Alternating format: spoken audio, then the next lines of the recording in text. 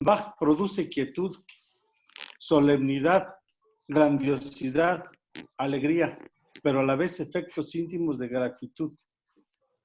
Porque el comienzo y el fin de la, ¿por qué el comienzo y el fin de la música? Porque su música es motivo de estudio, de investigación, de inspiración para llegar a lo más íntimo del ser humano, el amor.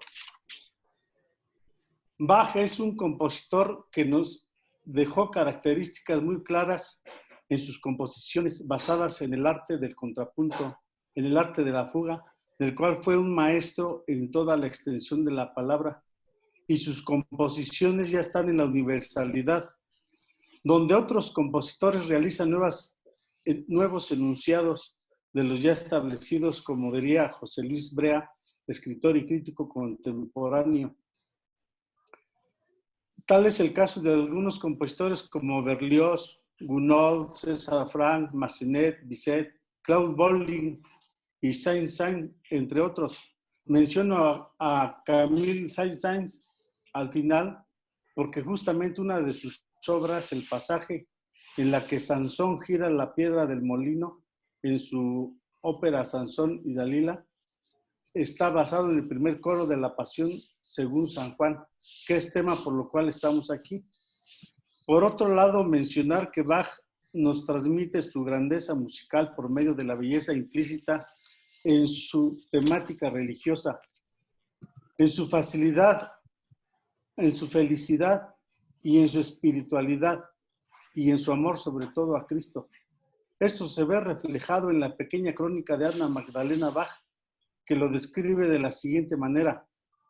En una de sus cantatas de Bach, en la portada de la partitura manuscrita de la Pasión según San Mateo, tiene en su margen las letras A, D, G, Ai Dei Glorium, a la gloria de Dios.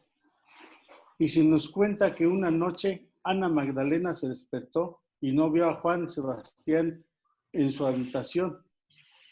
Vio luz bajo la puerta del dormitorio vecino, la abrió suavemente y se conmovió ante la escena de su marido, de rodillas componiendo dicha pasión, con un crucifijo delante de él y el rostro bañado en lágrimas.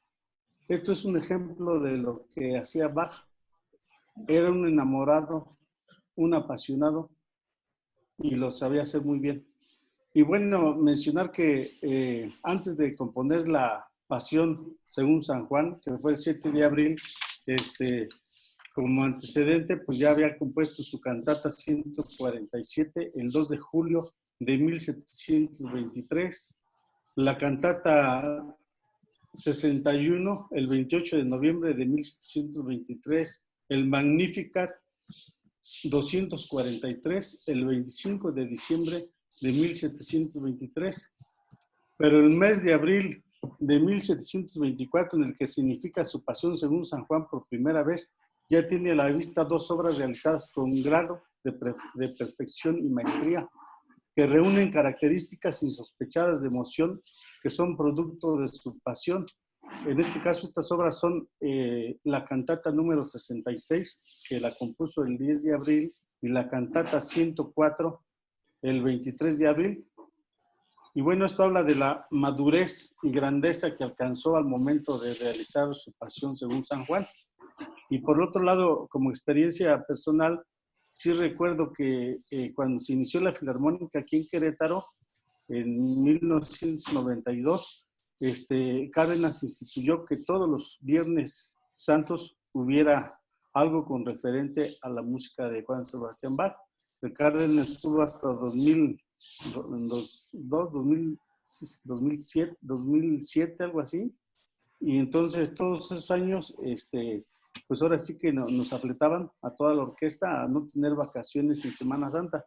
En aquel entonces reconozco que no, o sea, como músico no se le daba ese valor, porque uno lo que quería es estar con la familia, descansando, haciendo vacaciones, pero ya viendo la realidad de la importancia de la obra de Juan Sebastián, creo que valdría la pena que la Filarmónica retomara esos momentos de hacer esas pasiones en Viernes Santo. Es difícil igual y lo podríamos proponer como Facultad de Bellas Artes y el próximo año, Dios mediante, hacer alguna pasión en esa semana, que es muy importante. Bien, gracias. Bueno, Gracias, Masonet. Maestro Jesús Almanza, con toda tu experiencia como director y ahorita que estás conduciendo la Filarmónica, ¿para ti qué implica dirigir, ensayar una obra como es La Pasión según San Juan y lo que refleja ser Bach, todo lo que implica lo coral, los solistas, y que nos hables un poco de lo que piensas como músico y director sobre esta compleja obra? Pues bueno, mira, hay que pensar que sí se escucha, perdón. Sí, claro, claro. Sí. Primero que nada, un poco los antecedentes. Bach, cuando llega a Leipzig, viene de estar 5 años en una de las grandes cortes, la corte de Köthen, ¿no? Donde pudo desarrollarse gracias a que era una pues, con mucho dinero y había músicos de primer nivel, ¿no? Entonces, bueno, estos 5 años en que estuvo en esta corte dieron como resultado ni más ni menos que sus 6 conciertos de Brandenburgo, por ejemplo, las 4 suites orquestales y las partitas para violín, ¿no? Que son grandes, las 3 obras que menciono son grandes obras que ya definían un carácter y una manera de hacer muy peculiar de este compositor. Después de estos 5 años, llega a Leipzig y seguro ya estaba gestándose La Pasión según San Juan. La Pasión según San Juan yo siento que es una de las primeras grandes obras corales por varias razones. Primero, el compositor utiliza de manera extraordinaria, de manera por demás, digamos, magistral, distintos subgéneros o géneros. Por un lado, el recitativo seco, que era en sus manos adquirió de verdad grandes, digamos, perspectivas. Por otro lado, las arias que eran las arias barrocas, que era una área siempre ternaria porque había un da capo o un ritornello, que le llaman, ¿no? Al final del aria. Sin duda también las llevó a grados extraordinarios. Los corales que son parte digamos, de la música luterana, que él era lo que hacía, y los coros, ¿no? Entonces son estos 4 aspectos que están contenidos en esta obra, la convierte en una obra sumamente compleja. Hay que saber cantar muy bien recitativos, que esto es un verdadero reto. Hay que saber cantar muy bien los corales luteranos, los coros, y por otro lado, las arias, que son, sabemos que en manos de Bach esto adquiere dimensiones realmente sumamente complejas.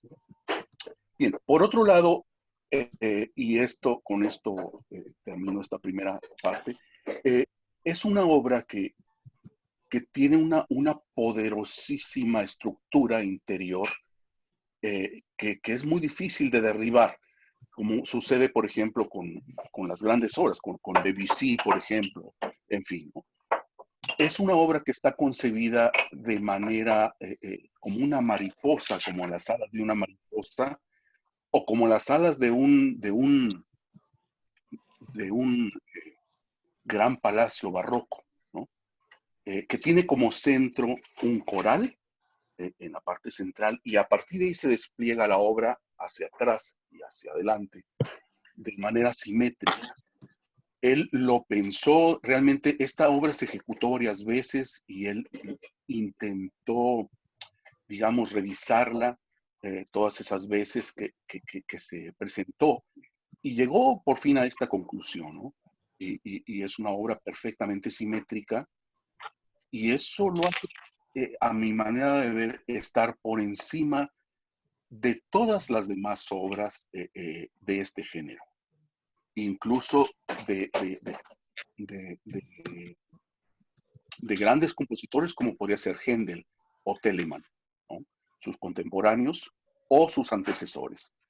Y bueno, esto hace una de las grandes primeras obras, uno de los grandes monumentos, por supuesto, ¿no? Queda por venir la Pasión según San Mateo, queda por venir la Misa en Si menor, y por supuesto sus últimas obras, como el arte de la fuga y la ofrenda musical, ¿no? En fin. Pero bueno, creo que este es un parteaguas en la vida de Bach, ¿no? Muy bien, muchas gracias, maestro Jesús.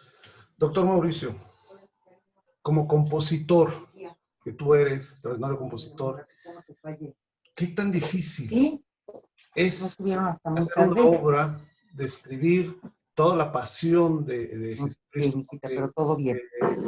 Bach toma todo lo que es lo relatado por Juan y también algunos fragmentos de Mateo cuando Fíjate que hay muchos Pedro lo niega 3 veces. música. Entonces O sea, es importante que tú nos puedas comentar como compositor qué tan difícil es mira, tiene más hacer una obra tan compleja, ¿sí? Que tengas que poner un diálogo el evangelista, después los coros, después los personajes, cómo englobar una obra de esta magnitud. Los camarógrafos. ¿Sí? Así que, ¿tú qué opinas, Mauricio? Danos tu punto de vista como compositor. No, Gracias, Lalo.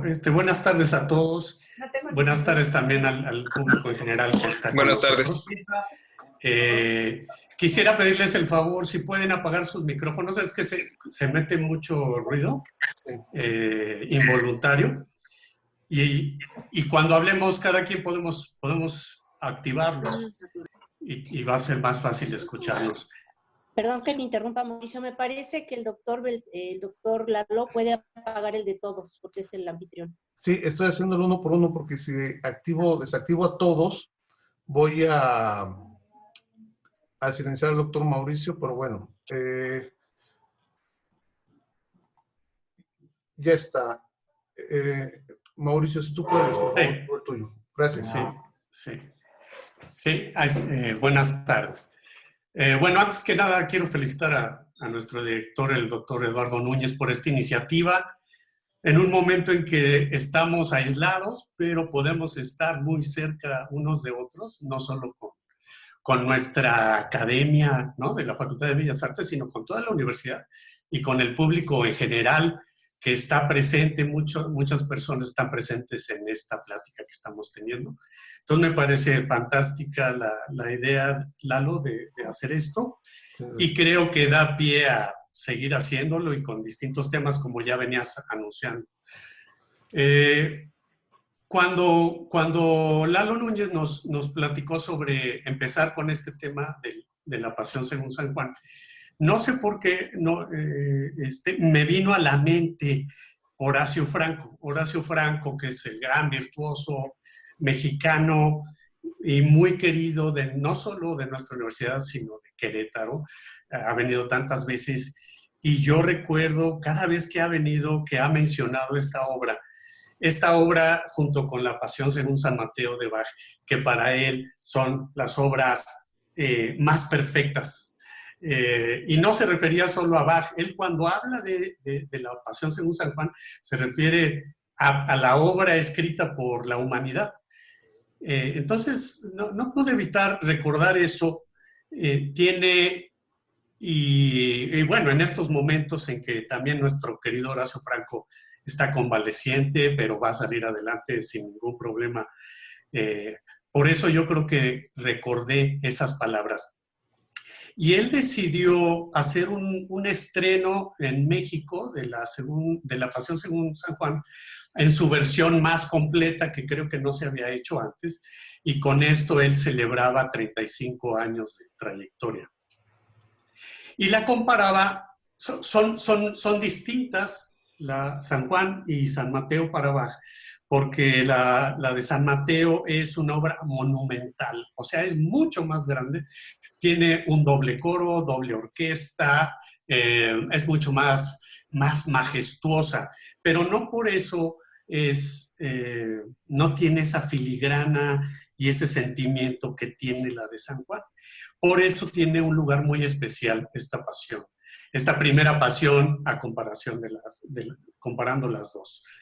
En esta pasión según San Juan, que por cierto utiliza los testimonios no solo del Evangelio de San Juan, sino también el de San Mateo para su texto, ¿no?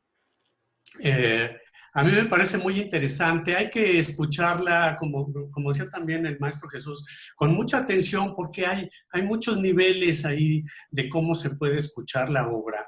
Y no es solo por el texto, sino también por las texturas que utiliza Bach. Bach utiliza una orquestación muy sencilla, o sea, pues un coro de sopranos, contraltos, tenores y bajos, también solistas en esa misma tesitura, violines, 2 oboes, 2 fagots, o el bajo continuo, pero también utiliza ciertos instrumentos que ya eran como viejos para su época, y que los recuerda, ¿no? Como oboes d'amore y también viola d'amore y viola da gamba, y los utiliza para ciertos momentos muy específicos. Entonces, volviendo a la pregunta, Lalo, que me hacías como compositor, creo que él diseñó muy cuidadosamente en qué momentos estos instrumentos arcaicos, pero súper expresivos, de ahí el nombre d'amore, ¿no? Porque eran sumamente expresivos, los iba a utilizar para ciertas áreas, para ciertos momentos. También utiliza un archilaúd, que es un laúd, entre laúd y tiorba, muy interesante, pero también que empezaba a estar en desuso, ¿no? A diferencia de la Pasión según San Mateo, en esta, la voz de Cristo no es necesariamente la misma persona, el mismo cantante, y van variando las voces, no importa quién las diga, y en San Mateo siempre la voz de Jesús es la misma. Aquí es importante que hay una contralto, pero que se puede cantar por un hombre, muchas veces es ejecutada por un contratenor, que es el evangelista que va narrando lo que va sucediendo durante la obra, ¿no?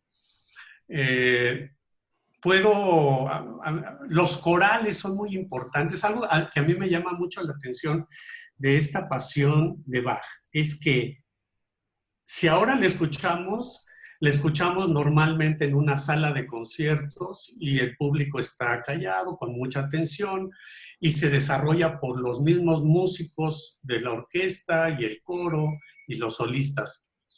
Pero cuando Bach le escribió y se estrenó, los corales eran cantados por la misma congregación. Es decir, que los corales no son muy complejos. Él trató de que fueran melodías luteranas conocidas, casi siempre los ponían en la soprano, para que la misma congregación participara. Esto ya ahora es prácticamente imposible, se ha perdido esa tradición, pero a mí me llama mucho la atención cómo no estaba separada la Pasión según San Juan de la misma congregación que asistía a este evento.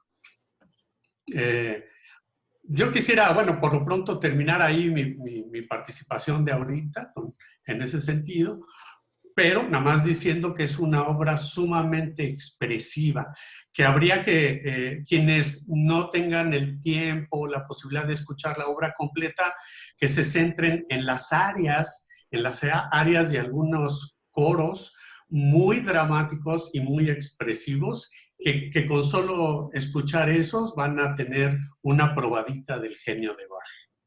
Gracias, doctor. Algo importante que mencionas es que si muchos cantos eran ya conocidos por la gente, y sobre todo hablando de cantos luteranos, y donde la idea era que la gente lo reconociera y pudiera un poco interactuar, porque el canto lo que se trataba es que hubiera una cercanía entre Dios, ¿sí? Y el mismo asistente a las reuniones religiosas, ¿no?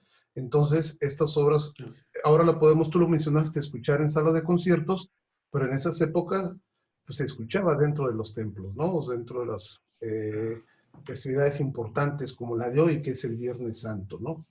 Y hablando de canto, que hoy nos acompaña la maestra Elba Flores, una extraordinaria voz, una con intrigante trayectoria, hija de un reconocido director de orquesta que es el maestro Flores. Maestra Elba, ¿qué tan complejo es interpretar una obra de Bach? ¿Qué tan complejo es prepararse vocalmente? ¿Sí? Porque la época requería ciertas formas de interpretación y sobre todo que era en esos tiempos pues no era mucho cantado por las mujeres, sino, como lo mencionó el doctor Beltrán, por los hombres, ¿no? O por los niños dentro del coro. Y en la actualidad ya mucho es representado por las mujeres. ¿Qué se requiere, maestra Elba? Usted tiene esta experiencia, el cantar Bach, el cantar estas obras importantes. ¿Cuál es su punto de vista sobre estas obras? Sí, bien. Primero, agradecerle, doctor, por la oportunidad de este espacio. Para mí esta obra es muy, muy bella, muy, muy grande y sobre todo por la fecha, ¿no? Cantar Bach es un reto siempre, siempre será un reto. Por mil y un razones, Bach no es sencillo. Así tú hayas cantado N veces una obra, cuando vuelves a agarrar la partitura, vuelves a encontrar cosas nuevas, vuelve a ser nueva la obra y vuelven a salir nuevos retos en la obra. Es un estilo con el cual tú debes de tener muchísimo control sobre tu técnica y sobre todo sobre el aire para hacer frases largas. El fraseo es muy importante. Esto es en cuanto a la parte solista. No se puede cantar un Bach con una potencia verdiana, por ejemplo. Tú debes de hacer muchísima frase, muchísima línea vocal, lo cual te expone más, te deja encueradito, ¿no? Tienes que tener un muy, muy buen control y un buen conocimiento del estilo. Para nosotros los cantantes es muy importante hacer muchísimo al texto para que con ello puedas tener una coherente interpretación. No puedes estar ejecutando un área donde el texto está hablando de un dolor, de una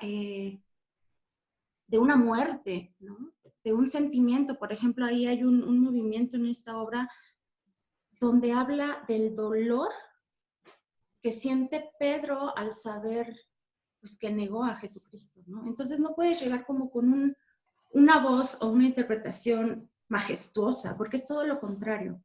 Para nosotros es importante apegarnos muy bien al texto, saber exactamente qué estamos diciendo.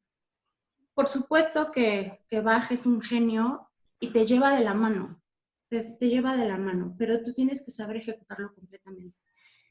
En la parte coral, esta obra yo tuve la oportunidad de hacerla en algunas repetidas situaciones y veces ahí en Jalapa, como coro, como corista, siendo estudiante, y en la familia, en la mayoría de todos mis familiares son músicos, hacíamos eventos donde mis tíos o mis parientes, primos, etcétera, formaban una camerata y hacíamos este tipo de obras. Como coro es impresionante el trabajo que le debes de dedicar a esto, porque debe de ser muy limpio, debe de ser muy preciso. Y no es fácil, ahora no es fácil ejecutar como debe de ser un coral de Bach, ¿no? Desde la intención, desde la parte técnica, teórica, es un gran reto. Para mí, como cantante, como corista, es un reto poder hacer de manera puntual y precisa un Bach, llámese la obra que sea. Muy bien, muchas gracias, maestra Elba. Doctor Alonso, buenas tardes. Sí, buenas tardes a todos. Doctor, muchas gracias por la invitación y en varios sentidos, pues convivir aquí virtualmente con ustedes y tener ahora sí que el pretexto para entrar a estudiar esta música maravillosa de Bach, la Pasión según San Juan. Entonces, bueno, pues yo me estuve... Doctor, sí, dígame, doctor. Antes de que des tu comentario, quiero hacerte una pregunta muy importante. Tú que has sido y eres un extraordinario contrabajista y músico aparte del jazz como bajo, tu experiencia como músico clásico, ¿qué tan complejo es estar dentro de una orquesta y llevar un bajo, sobre todo, o tocar estas obras de Bach? ¿Qué representa técnicamente para un ejecutante? ¿Sí? Y sobre todo, crear el estilo que se requiere para ejecutarla. Pues es puro rock and roll, doctor. Es decir, tocar Händel, tocar el Mesías de Händel, tocar estas pasiones de Bach. Tiene unos pasajes maravillosos, así de bajo continuo, luego se apoyan los coros, se apoyan los solistas.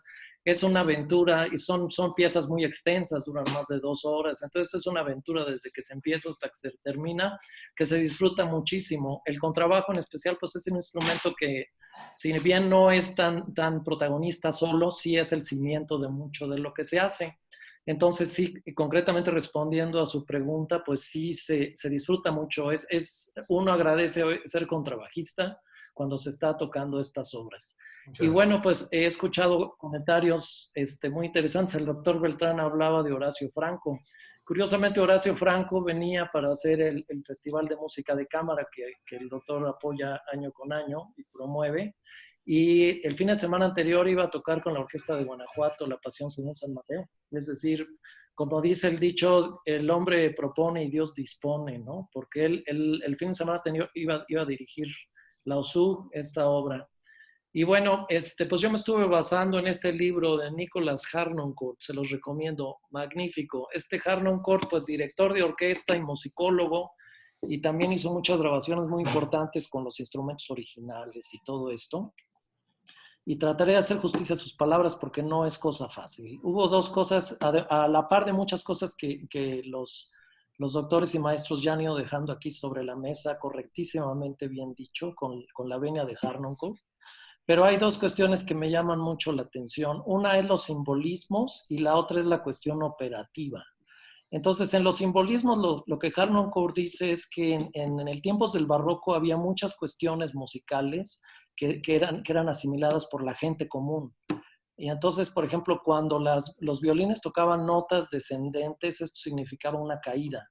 Entonces, por ejemplo, pone Bach en la línea de los violines cuando están hablando de todo esto de Judas, de que él se arrepiente y tira las monedas, pone una serie de escalas descendentes que tienen correlación con esto. Para nosotros es así como de genios, pero en realidad en el barroco era algo bastante común para la gente. O por ejemplo los melismas, ¿no? El cantante que hace de pronto al final pues un adorno, ¿no? Que le llaman melisma, y entonces pone Bach en el área de Judas, pone un melisma con 30 notas, que tiene que ver con las 30 notas que le dieron a Pedro por traicionar, perdón, que le dieron a Judas por traicionar a Jesucristo, ¿no? Esto es muy interesante. Y otra cosa, la cuestión operativa, que voy a tener que diferir un poquito con el maestro Jesús Almanza, porque lo que dice Harnoncourt es que Bach en ese tiempo, cuando estaba ya pues trabajando en Leipzig, muchos de los músicos a los que él tenía acceso eran estudiantes. Entonces, por ejemplo, el maestro Daniel Ortiz y la maestra Elba Flores no me dejaron mentir.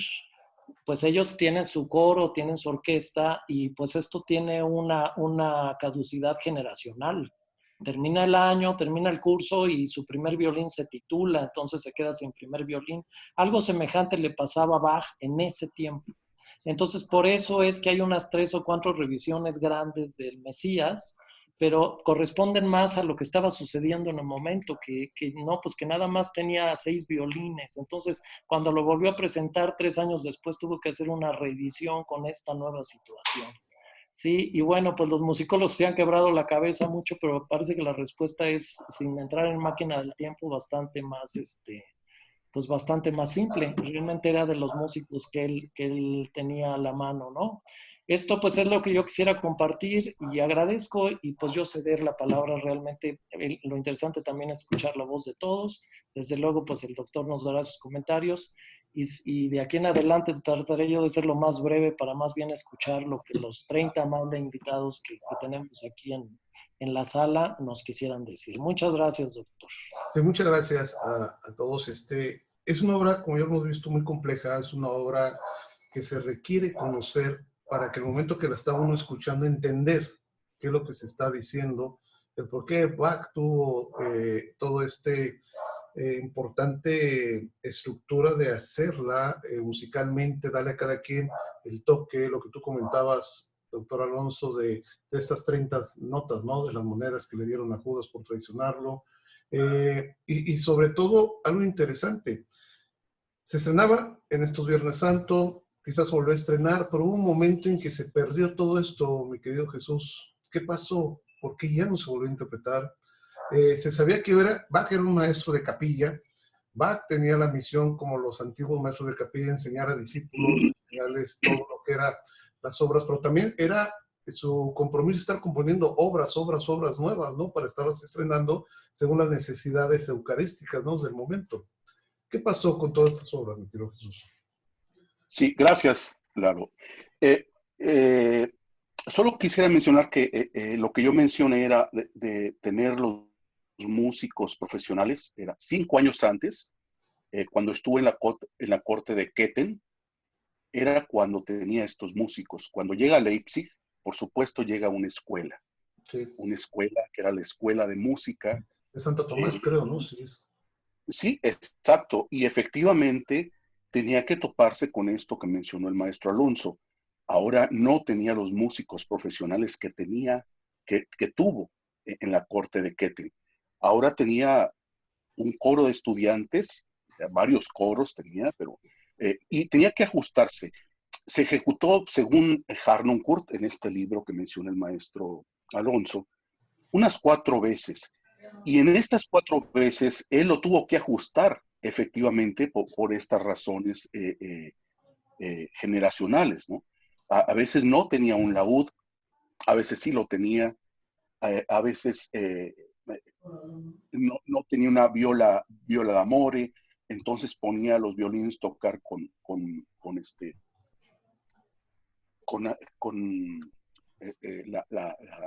se llama esto? Maestro Daniel con la sordina, ¿no? En fin, entonces tenía que adaptarse a eso y por eso es que la tuvo que revisar para adaptarse a lo que tenía en ese momento, que era pues una escuela que no tenía dinero realmente, ¿no? Y esta es la razón. Se ejecutó esas 4 veces y se dejó de ejecutar, ¿no? Cayó en el olvido hasta que en 1829, si no mal recuerdo, Félix Mendelssohn la redescubre y hace una nueva presentación de esta obra, ¿no? A partir de 1829, pues se redescubre Bach y desde entonces forma parte fundamental de todo compositor, ¿no?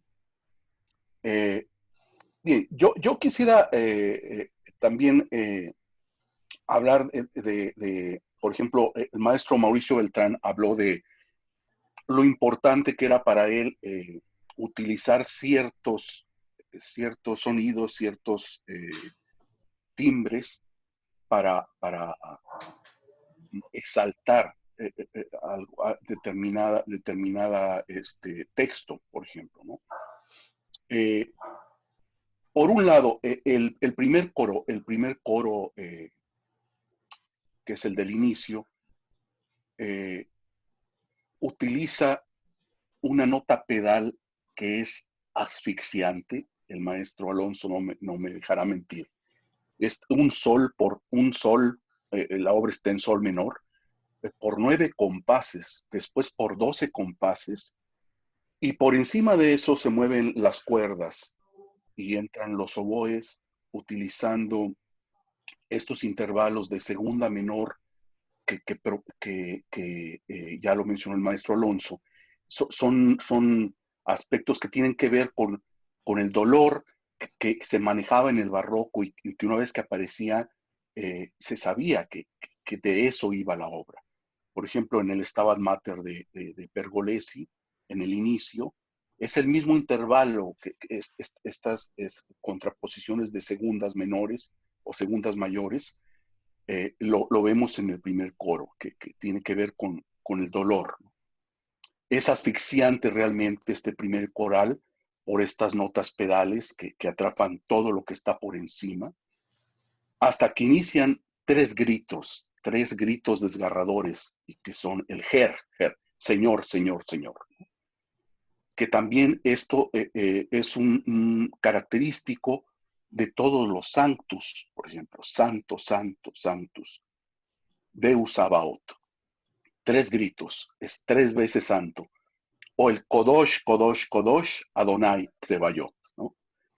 O, por ejemplo, el famoso Requiem de Mozart en su Rex Tremende Majestatis, que utiliza 3 gritos desgarradores al principio. Rex, Rex, Rex, Tremende Majestatis. Entonces, son estos códigos del barroco que se van manejando, ¿no? Para expresar dolor o para expresar exaltación, etc. Me conmueve también muchísimo el área de la mezzosoprano, donde dice ella, todo se ha consumado. Y que en ese momento Bach utiliza elementos muy simples, como un continuo, el órgano, el violonchelo y el contrabajo, la voz de la mezzosoprano y la viola da gamba, para expresar ese terrible momento, ¿no? Como mencionó la maestra Elba en el recitativo, cuando Pedro también niega a Cristo, el recitativo adquiere momentos casi de un aria, ¿no? Casi características de un aria, sumamente complejo. En fin, los corales también, yo invito a que escuchen, al menos para mí, el inicio, el coral del inicio, el coro del inicio, esta área de mezzo soprano y el penúltimo coral o penúltimo coro antes de terminar la obra, que es una especie de canción de cuna, donde se le canta al cuerpo de Cristo que está ensangrentado y en un lugar lúgubre y frío. Y Bach lo hace de manera extraordinaria, a manera de una canción de cuna. Es también muy importante a la hora de escuchar, a que escuchen la obra, cómo va de lo muy impersonal a lo muy personal. Lo impersonal lo caracteriza, por ejemplo, los recitativos, los coros, pero cuando va a lo muy personal, recurre a las arias, recurre a los corales luteranos. Y esto le da un gran ritmo a la obra, en la manera de concebirlo en su estructura. Pues si alguien quiere tomar la palabra. ¿Algo de los participantes quisiera comentar algo, hacer alguna pregunta a los panelistas? Perdón, yo quisiera antes redondear con el libro de Harnoncourt, si me lo permites, perdón. Sí, claro. Porque el doctor sigue el diálogo musical, que es, yo también recomiendo mucho, porque hay una parte donde habla expresamente de la pasión según San Juan. Y en algún momento mencionaban que los corales luteranos se cantaban por la congregación. Y ahí Harnoncourt difiere de esto. Menciona que en algunos momentos sí era así, pero cuando eran obras nuevas, no había tiempo para que la congregación aprendiera estos corales. Y además dice él que hay aspectos, sutilezas armónicas muy complejas y también rangos muy agudos para que una congregación lo pueda hacer. Y él considera que esto, pensando en el carácter de Bach, esto él no lo hubiese permitido, porque además, si lo canta una congregación, sabemos que inmediatamente aquello se va a octavar. La melodía entre mujeres y hombres produciría una octavarse, y menciona él que echaría a perder las sutilezas armónicas de los corales. Bueno, esto es para leerse y para reflexionar, no lo sé, ¿no? Solo quería mencionar esto. Gracias. Tenemos a la maestra Laura Chávez. ¿Quiere hacer alguna pregunta, por favor? Gracias, doctor. Buenos días a todos. Muchas gracias. Me gustaría comentar que si bien todos los instrumentos, cada instrumento tiene sus fortalezas, su belleza, sus dificultades, pues el primer instrumento musical que tenemos todos, absolutamente todos los seres humanos, es la voz. Los demás instrumentos son eso, instrumentos, objetos, que de momento dejan de ser esos objetos y se convierten en algo que me ayuda a producir un asunto sonoro musical, ¿no? Entonces, el efecto del uso de la voz y de los corales y de los solistas genera una vibración, una resonancia corporal en comunidad que realmente no por demeritar de ninguna manera la parte instrumental del resto de los instrumentos, pero la participación vocal realmente tiene un peso significativo, ¿no? Sobre todo en una temática como es la pasión, que es un asunto desde la palabra, es un asunto de sentimiento, ¿no? De algo muy, muy interno, muy profundo. Entonces, la participación vocal desde mi punto de vista es importantísima y tremendamente impactante, ¿no?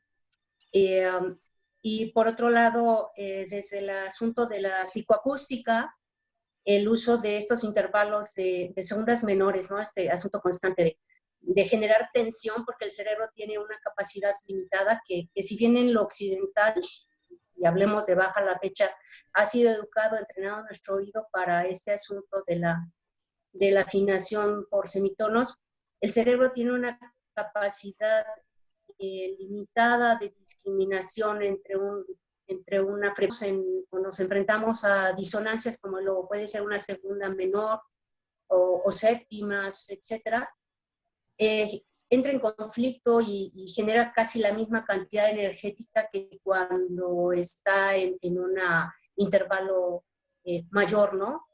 Y no se diga en uno perfecto. Entonces, es magistral este asunto de estar usando mucho tiempo, segunda menor, y de pronto te libero a una segunda mayor y descansas, pero ¿qué crees? Que no termino, bueno, regreso a un intervalo menor que vuelvo a tensar, etcétera, ¿no? No sé, ignoro, quizás los estudiosos de Bach, si tuviera él conciencia desde este asunto científico, porque los griegos ya sabían este asunto del etos de la música, que es la capacidad que tiene la música de predisponerte a un estado anímico por esta realidad neurológica, ¿no? De la respuesta a un estímulo sonoro. Pero, bueno, desde mi punto de vista, y pues es un asunto magistral, ¿no? Energética y psicoacústicamente hablando, es un asunto magistral que sin duda abona a la parte de la expresión pues estética, de la experiencia estética del espectador, ¿no?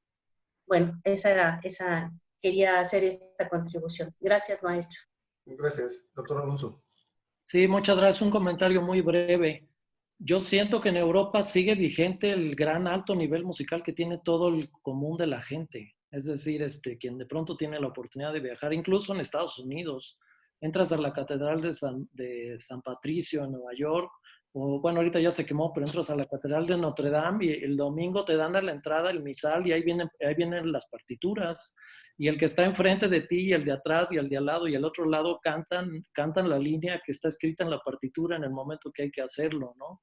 Entonces, bueno, nosotros desde nuestra trinchera, y cosa que le agradezco, doctor, estamos de la Facultad de Bellas Artes, estamos haciendo nuestro mejor trabajo y vamos por buen camino, pero países de latinoamericanos sí estamos como 1.000.000 de años atrás, es decir, sí lo podían hacer. Por ejemplo, en la Pasión según San Mateo, la cosa medular es el coro de la gente que canta Crucifícalo, ¿no? Ahí está el eje de la Pasión según San Mateo. Entonces Bach de pronto le da al público un poco esa línea para que sea toda la comunidad quien lo está haciendo y está pidiendo que se crucifique. Pero pues hoy en día, si la hacen, el público es capaz de hacerlo. Es decir, eso no caducó, sigue vigente, y pues yo agradezco todo el gran esfuerzo que se está haciendo desde la Facultad de Bellas Artes y todas las escuelas de educación profesional, porque tenemos que subir el nivel. Es decir, en Estados Unidos, países o en Europa son capaces de hacerlo. Entonces ese era mi pequeño comentario. Muchas gracias. Gracias, doctor Alonso. Yo quisiera un poco contribuir a lo que dice el doctor Alonso de cómo se ha perdido mucho en México todo este tipo de cultura.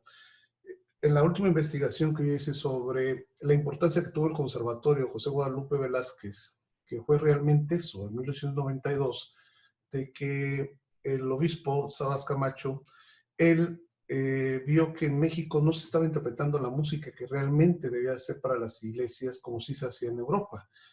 Al momento de formarse el conservatorio, se llegó a que realmente toda la gente que entraba, y sobre todo que fueron muchos seminaristas que los mandaron a estudiar, supieran cómo se debería de interpretar la obra sacra dentro de los templos, cómo eran los cánones para hacerlo, y realmente de aquí empezaron a surgir todos los maestros de capilla que estuvieron a nivel nacional. Entonces, así que el padre Velázquez lo llevaron al conservatorio para que enseñara esta nueva forma de hacer música sacra, y Querétaro, o ahora Querétaro, siempre tuvo un maestro de capilla. Pero yo creo que aquí hubo un problema de que quisieron acercar mucho a los jóvenes por el Segundo Concilio Vaticano a la iglesia y empezaron a surgir todos estos grupos con guitarras, ¿sí me explico? Que eso pierde un poco la esencia de lo que es la verdadera esencia, ahora sí, perdón, vuelvo a la redundancia, lo que es la esencia de la música sacra, ¿sí? Por eso se pierde estos cantos, los hacen un poco más populares.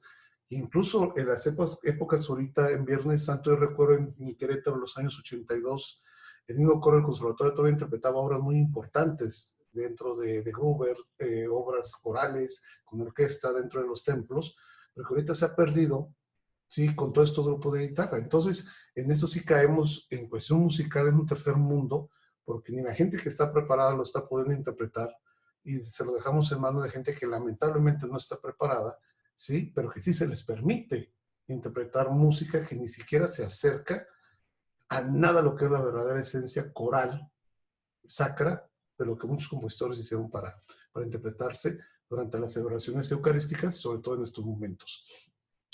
Maestro Daniel, si tú fueras a interpretar la Pasión como director, ¿qué tiempo estimas tú que debe de hacerse, se debe de preparar una obra de esta tal magnitud? ¿Sí? ¿Qué requerirías? ¿Qué se tiene que hacer? Yo creo que en mi caso, si tú me dices ya va para dentro de un año, yo ya empiezo mañana. Que fue lo que hice cuando me dijiste, vamos a preparar el Carmina Burana. Ya la semana yo ya estaba investigando, me empapé y todo, conseguí partitura, y a donde iba cargaba con mi partitura y a estudiar. Y creo que en este sentido fue muy buena experiencia, pero Bach, yo creo que como dijo el maestro Jesús Almanza, ya es cosa seria. O sea, ahí hay que prepararse también espiritualmente, ¿sí? Para poderlo entender. Y de hecho, cuando me hablaste que había que participar, a mí casi no me gusta participar, pero bueno, dije, vamos a participar. Yo me puse a investigar de la Pasión según San Juan y llegué a la conclusión que realmente yo creo que a partir de ahorita va a cambiar mi forma de ver a Bach, mi forma de interpretar, con todo lo que leí, con todo lo que he escuchado de ustedes. Y eso me lleva a que para interpretar a Bach tienes que tener una paz interna, una serenidad y poderla transmitir a la orquesta, al coro. Entonces, casi que si me dices, vamos para el año que entra que va, casi que me tengo que meter a un retiro, por decirlo así. Y obviamente estudiar la obra, analizarla, los cambios armónicos, todo. Y en mi caso, a mí me gusta escuchar, no escucharía 2 versiones, escucharía 30 versiones, ¿verdad? Para yo recrear mi versión, como decía Brea, yo en base a eso yo ya hago ya mis enunciados. Y eso es lo que yo haría. O sea, a partir de ahorita yo me pondría, de hecho ya bajé la partitura.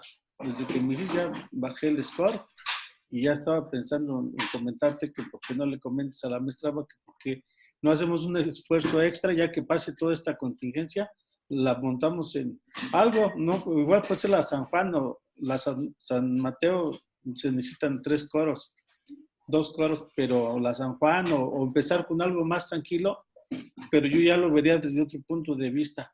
Algo que nos está pasando en la actualidad es que vivimos muy rápidamente la vida, estamos muy atrajeados y nos hace falta esos momentos de paz y tranquilidad, que son los que tenemos que encontrar en este tipo de música. Y por eso es que los jóvenes no la... Siento que no la aprecian porque ellos quieren Están en TikTok, ¿no? Exactamente, o sea, quieren algo más. O sea, ellos no pueden estar en paz, necesitan movimiento, pero realmente esta es música de mucha reflexión.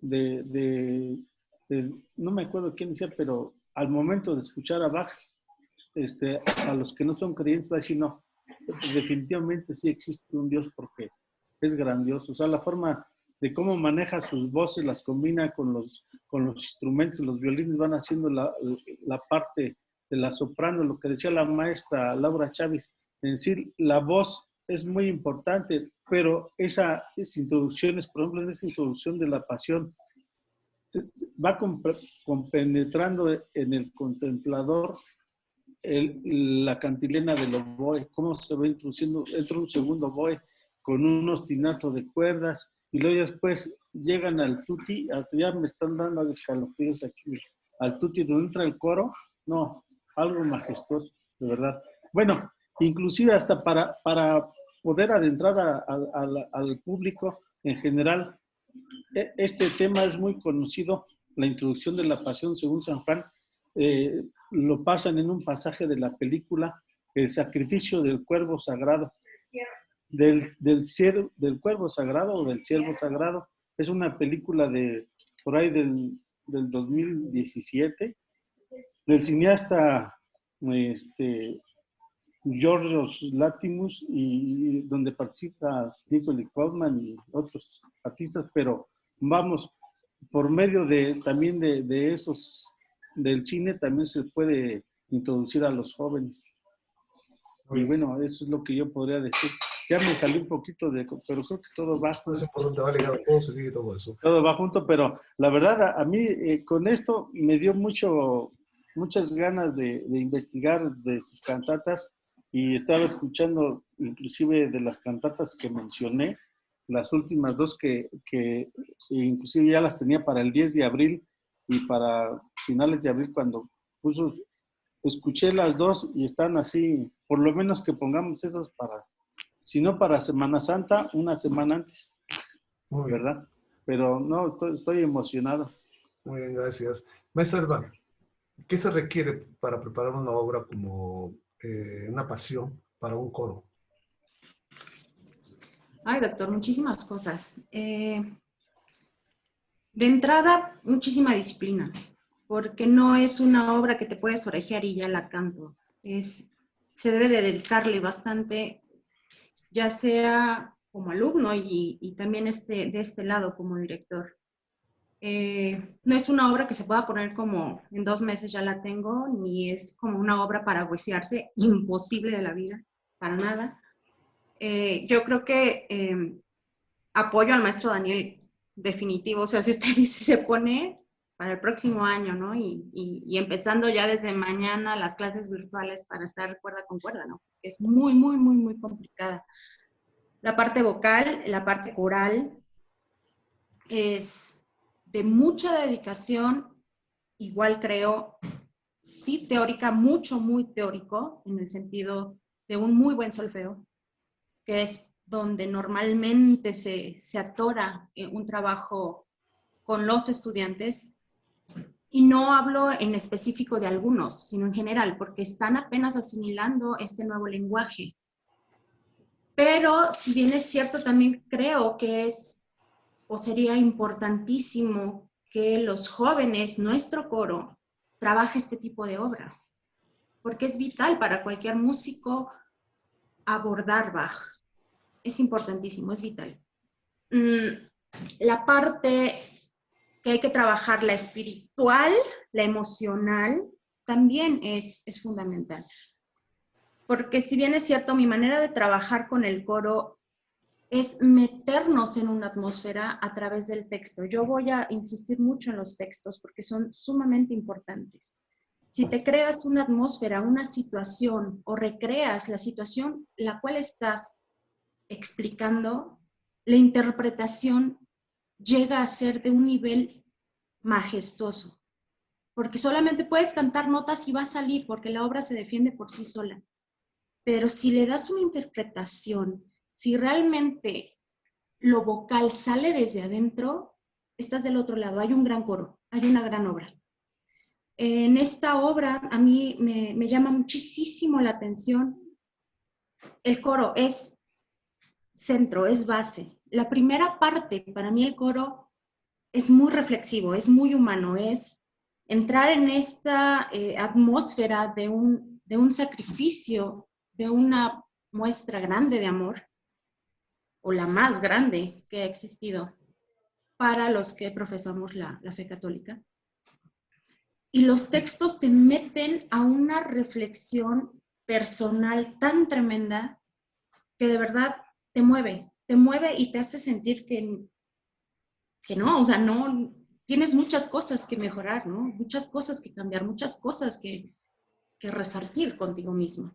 Y la segunda parte, el coro, es muy fuerte, no solamente en la cuestión técnica, sino es para mi punto de vista, el coro expresa los sentimientos más bajos y más mezquinos de la humanidad. La parte de Crucifícalo es un solo coro, es el número 36. Kreinstiche, crucifícalo. O sea, es una cuestión, y es el único texto, y se lleva de tal manera que te hace sentir el odio que en ese momento estaban expresando por Jesucristo. Y el odio que en muchas ocasiones la humanidad expresamos hacia los demás, ¿no? Esto en cuanto al coro. El coro es súper base, es pilar de toda la obra, porque te va llevando a esta dinámica, ¿no? A esta parte interior de ti donde puedes encontrar que tú puedes contar con todos estos sentimientos como ser humano. Y de ahí, pues el trabajo con los solistas, ¿no? De entrada, pues se debe trabajar muchísimo la parte técnico-vocal con cada uno. Creo que se prestaría bastante bien porque, si bien es cierto, este tipo de música es para el tipo de voces y las edades de voces con las cuales contamos con los chicos. ¿Sí? Si para mí era muy complicado pensar en el Carmina porque es para un instrumento maduro, edad por edad, mucho más maduro. Y la música barroca es lo ideal para iniciar el trabajo vocal, para poder poner en condición el instrumento. Y bueno, aparte, también meter muchísimo a los chicos, a los solistas, en esta dinámica de entrar, repito, en los textos. Hacer un trabajo tremendísimo con el evangelista de entrada. Cantar recitativos es la parte más compleja para un cantante. Es muy, muy, muy complicado porque tienes que ser, de entrada, muy claro. Debes de tener una noción de qué es lo que tienes que decir, de las líneas, las frases, las respiraciones, las pausas. Es hablar cantando. Y para que no se vuelva también pesado ni monótono. No es fácil digerir una obra tan larga. Entonces tiene que haber un muy buen trabajo para que no se sienta. Y los solistas, definitivamente hay algunas áreas. Hay una del bajo que cuenta con un tipo de complejidad en el sentido del virtuosismo. Se necesita tener una voz con un cierto color, pero también que tenga ciertas ligerezas. Y no es porque sea mi voz, pero definitivamente las áreas que tiene la mezzosoprano, la alto, son maravillosas. Son como el punto climático de todo esto. Y bueno, para ya no extenderme tanto, mi conclusión sí sería que los chicos, si hay alumnos, creo que vi que hay ciertos alumnos aquí en esta reunión, conozcan la obra, escuchen la obra, le dedican más de 2 horas al Netflix, pueden sentarse perfectamente a escuchar la obra, buscarla en YouTube con los subtítulos, y esto te va llevando a una reflexión y a un conocimiento profundo de la obra. Bajen la partitura, escúchenla viendo la partitura. Es muy importante que tengan este tipo de conocimiento sobre este tipo de obras que tienen que hacer, que tienen que ejecutar. Cantantes o no, tienen que conocerlo porque es parte formativo de esto. Y bueno, pues ya, gracias. con esto concluyo. Doctor Mauricio Beltrán, un cierre que nos puedas dar. Sí, gracias. Es que estaba quitando activando el micrófono. Sí, la sugerencia que hace la maestra Elba, bien importante, de que los chicos empiecen a conocer la obra, es muy importante. Y yo quería sugerir algo. Normalmente los oratorios, pues no se actúan, no hay un vestuario, no hay una puesta en escena, y es el caso de las pasiones de Bach. Sin embargo, sí ha habido algunas producciones donde hay un poco de movimiento en el escenario o escenas muy bien dirigidas. Hay una realmente espectacular y es reciente con la Filarmónica de Berlín, dirigida por Simon Rattle, y quien hace el montaje en la escena es el fabuloso Peter Sellars. Ahorita es gratis para todos los que no sabían. Si se meten a la página de Digital Concert Hall, que lo voy a escribir ahorita en el chat, pero el Digital Concert Hall es la manera en que la Filarmónica de Berlín produce sus conciertos y los hace públicos. Claro que siempre se necesita pagar una suscripción, pero nos ha avisado desde hace tiempo que por toda esta contingencia quiere contribuir a que la gente tenga acceso a todo su catálogo, y ahorita es totalmente gratis. Entonces, la versión de Peter Sellars está en el Digital Concert Hall y es genial porque van a ver cierto vestuario, cierto movimiento, y eso enfatiza las escenas, y creo que el público que no está tan familiarizado con esta música puede hacerlo más directamente viendo un poquito de movimiento y de actuación en el escenario. Si la ven y la escuchan, por favor, escuchen antes el comentario que hace Peter Sellars. Es genial, dura unos 15 minutos. Él explica por qué hizo ciertas cosas innovadoras. Una que me viene a la mente y que tiene que ver con lo que mencionó la maestra Elba.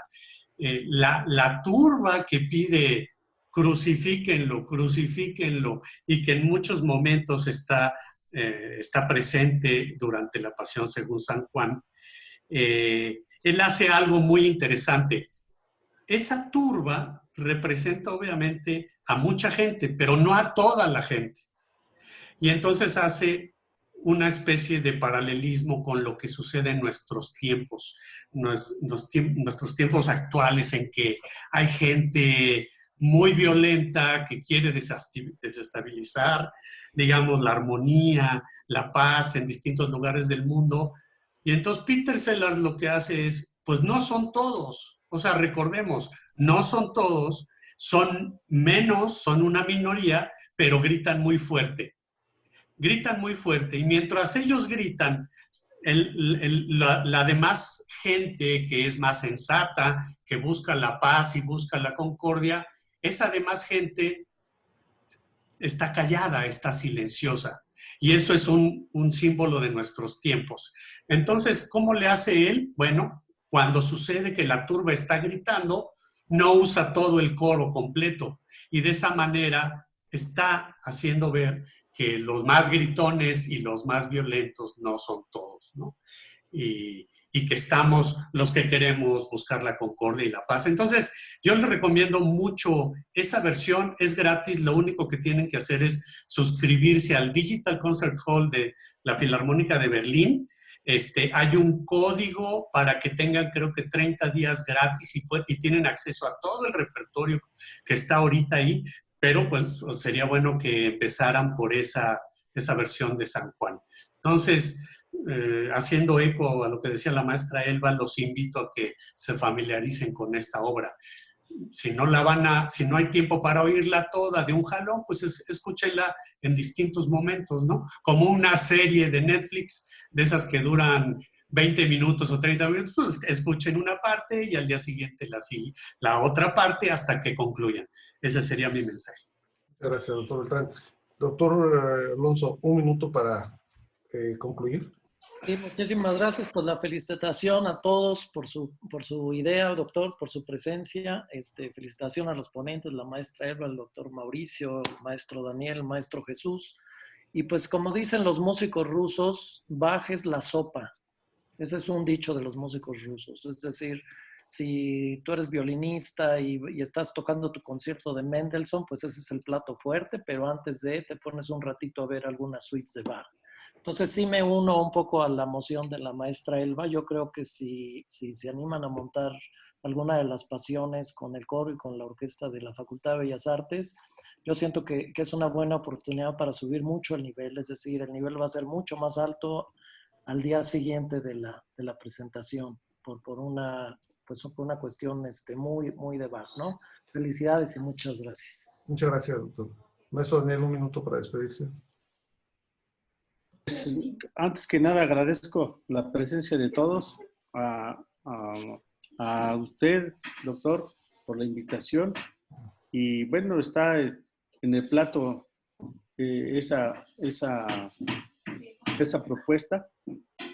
Ya lo platicaremos con usted y con la maestra Elba, y lo mejor para todos ustedes. Bueno, nada más mencionar que tenemos que recordar que también Juan Sebastián Bach, él nunca se inscribió en la universidad, pero aún así era un buen conocedor de la teología luterana y de la lengua latina, y ese fue uno de los motivos también por los cuales fue contratado por Leipzig. Y bueno, eso es todo. Muchas gracias por su escucha. Gracias. Maestra Elba. Tienes un minuto para despedirse. Primero, muchas gracias por el espacio. Creo que a mí me ha servido mucho refrescar ciertas cosas, encontrar otras tantas, poderlo compartir con los alumnos, con los otros compañeros de la facultad. Y bueno, seguir, ¿no? con el dedo en el renglón, de que se empapen los jóvenes músicos, no solamente esta, muchas, que tengan hambre y sed de saber más, conocer más, sea o no sea para su instrumento, pero es interesante. Y bueno, pues estamos en contacto, nos vemos por aquí para las siguientes exposiciones que hagan de temas, porque veo que serán muy, muy interesantes. Gracias a todos los que estuvieron formando parte de este equipo. Aprendí muchísimo de todos, les agradezco y bueno, les deseo unos días muy tranquilos y una buena de fin de Semana Santa. Sí, muchas gracias, maestra. Quiero recordarles a todos los que están viendo que este equipo seguirá trabajando. La próxima semana estaremos analizando el Requiem de Mozart, ¿sí? Que es otra obra muy importante que se encuentra en esta época y que, bueno, estaremos quizá para el miércoles haciendo otra vez el enlace para estar platicando sobre esto. Maestro Jesús, su cierre, por favor. Gracias, doctor. Doctor Eduardo, agradezco la invitación. Les abrazo con cariño, con afecto. Me da mucho gusto verles y verles bien. yo quisiera concluir con 3 frases. Primero, la de un consejero en la escuela de Leipzig, cuando se entera que Bach, hay un poco cuando se entera que Bach va a ser el nuevo director musical en la escuela de Leipzig, uno de los consejeros dice: no tenemos la dicha de tener al mejor, que en este caso era Telemann. Así debemos contentarnos con un mediocre. Eso pensaba uno de los consejeros de la escuela de Leipzig.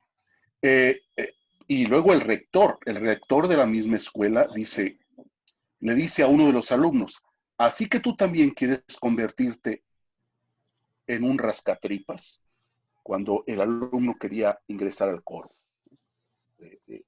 y ser parte del coro que dirigía Bach. Y por último, quiero leer una frase de Émile Cioran, que es un filósofo rumano, nihilista, no creía en Dios, era un recalcitrante así, ateo, y dice él: la prueba de la existencia de Dios es la música de Bach. Cuando escuchas a Bach, ves nacer a Dios. Su obra es generadora de divinidad. Después de un oratorio, o de una cantata, o de una pasión, es necesario que Dios exista. De otra manera, toda la obra del cantor de Leipzig sería una desgarradora ilusión. Y pensar que tantos teólogos y filósofos han perdido días y noches buscando las pruebas de la existencia de Dios, olvidando la única, la música de Bach. Bueno, pues un abrazo para todos. Muchas gracias. Doctor Mauricio, un minuto para despedirse. Gracias, doctor. Pues gracias a todos, y qué mejor cerrar de la manera que lo hizo el maestro Almanza, ¿no? O sea, con eso yo me quedo. Agradezco a todos los que estuvieron presentes, agradezco a mis colegas, pero antes que nada al doctor Eduardo Núñez por esta iniciativa, y creo que tenemos, hubo mucha gente que se unió a esta plática, y a lo mejor para la próxima podemos alargarlo un poco más para que puedan hacer preguntas y poder responder. Pero muchas gracias a todos y buenas tardes. Sí, muchas gracias a todos. Estaremos hablando un poco sobre el Requiem de Mozart el próximo miércoles, si le parece bien a los panelistas. Esta obra, ahora sí que hablando sobre todo, que se interpreta mucho en estas épocas, que es importante, y sobre todo la idea es que nosotros, por medio de este nuevo concepto virtual que estamos viviendo la humanidad, podamos hablar de arte, podamos estar entre nosotros dando comentarios, punto de vista, que todos los que nos ven y nos están escuchando conozcan las diferentes opiniones que tiene cada uno de los ponentes, y que es importante, ¿no? Que siempre conocer el punto de vista de cada quien. Es importante, si alguien quiere participar, con mucho gusto estaremos contestando las preguntas. Yo les puedo recomendar, en un momento también estaremos analizando La Pasión, pero que hizo Andrew Lloyd Webber, la de Jesucristo Superestrella, sí, pero que fue en otra época, ya en los años 60, pero él obviamente no fue con música barroca, fue con la música que había en el momento, que fue obviamente la música de rock, la música psicodélica, y que él hace una ambientación muy interesante sobre la época hippie, que es como la representa, y con todas estas características también de que hablamos de este momento tan importante, tan desgarrador, que es crucifícalo, crucifícalo, crucifícalo, también sale en esta parte, pero con otra música, con otro concepto de música, con otra forma de hacerla, de componerla, ¿no? Bach, obviamente lo tenemos por la época, no existió ninguna otra a principios del siglo XX, y sobre todo, sí, a mediados con Andrew Lloyd Webber, pero al estilo rock, al estilo psicodélico, y que es muy interesante ver esta puesta de escena, cómo se piensa y cómo lo viven los hippies en ese momento, ¿sí? Entonces, Yo les agradezco a todos ustedes haber estado con nosotros. Los invitamos el próximo lunes. Estaremos hablando de jazz, de bebop con diferentes compañeros. Voy a insistir, habrá otros panelistas que estaremos hablando sobre la gestión cultural, estaremos hablando de tango con otras gentes importantes, y este grupo se queda hablando todo lo que es con las grandes obras clásicas. Estaremos viendo. Aquí quiero invitar a la maestra Laura Chávez, de aquí presente, de esa parte de este equipo, ella también como compositora, y que Laura te unas a esta panel para que el próximo miércoles también hables con nosotros en relación a lo que es el Requiem de Mozart. Así que les agradezco a todos, muchas gracias, que tengan muy buenas tardes y que se cuiden y pronto podamos pasar esta pandemia, y que no porque el día de mañana regresamos a la escuela vamos a dejar de estar haciendo esto. Yo creo que se va a quedar como un grupo importante que va a seguir interactuando sobre arte en las redes para que el día de mañana lo hagamos crecer, y alguien a nivel internacional que se quiera aunar, o compañeros de ustedes que quieran ser parte de este panel, son bienvenidos. Muy buenas tardes, tengan todos ustedes. Gracias. Cuídense mucho. Hasta luego. Chao.